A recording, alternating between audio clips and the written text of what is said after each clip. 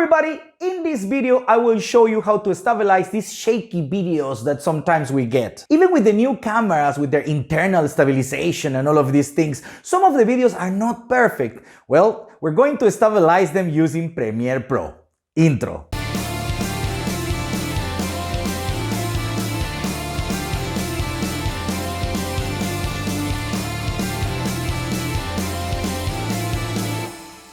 Okay guys, first we're going to stabilize a shaky video, and then I will show you how to stabilize a video to which you change the size or maybe the speed. Like for example, if you add some slow motion in your video. Because normally you will get an error saying that you cannot stabilize that video, but don't worry, everything can be fixed. And we're gonna do it using Premiere Pro. Okay guys, I have this video here in the park, and as you can see, I'm walking with the camera in the hand. So you can see that I'm walking, right? It's really shaky, as you can see.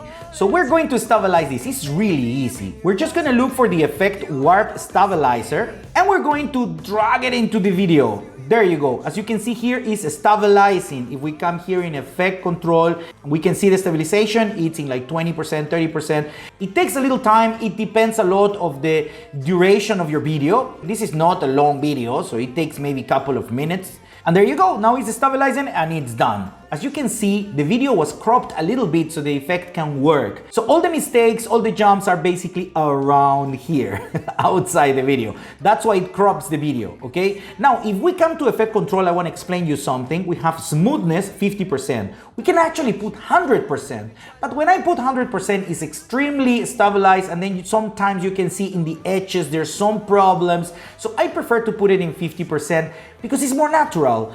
Also here in result, you have smooth motion. That's what I like to use when I stabilize my videos, but you can actually use also no motion at all. And this is more if you want to be steady, like you are not moving with the camera, you are steady in one spot. You could use the no motion, but let me tell you that I normally use always a smooth motion. Why? Because it's always nice to have a little bit of motion, but it has to be smooth, and it's also more natural. If you are like really not moving at all, it's not that natural. Also, if you are moving a little and you put no motion, the video can be actually cropped even more. So 50% slow motion would be my suggestion. Let's go to the next video that is basically the same video. It's just that here there's no warp stabilizer. I didn't put anything here. So we're gonna start from zero. As you can see, normal speed, I'm shaking and shaking. Now we stop. What we're gonna do is we're gonna add slow motion. Remember I was saying that when we add motion, when we change the video, the effect of warp stabilizer is not gonna work. It's gonna tell you that there is an error. Let's put the video in 80% of speed so we have a little bit of slow motion. As you can see, it's just a little bit of slow motion, but still shaky, still horrible. So what we're going to do is we're gonna add the warp stabilizer, and look what happened. Boom, oh my God, this is super red. This is an error, it's a mistake. It says that you cannot change the speed and add the warp stabilizer at the same time. It's not gonna work. Control Z, so we go back from zero. Let's go from zero. What we do to do that is we're going to nest that video. We nest the video, now we have it nested, and now we can add the warp stabilizer. And there you go. As you can see, now it's analyzing the video. We can go back here. You can see it's analyzing. Again, smooth motion, 50%. I like it like that.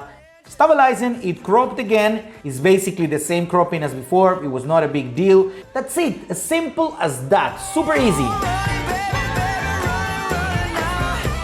Guys, don't forget to subscribe and leave me a comment. I love to read your comments and I'm always replying them. Until next week.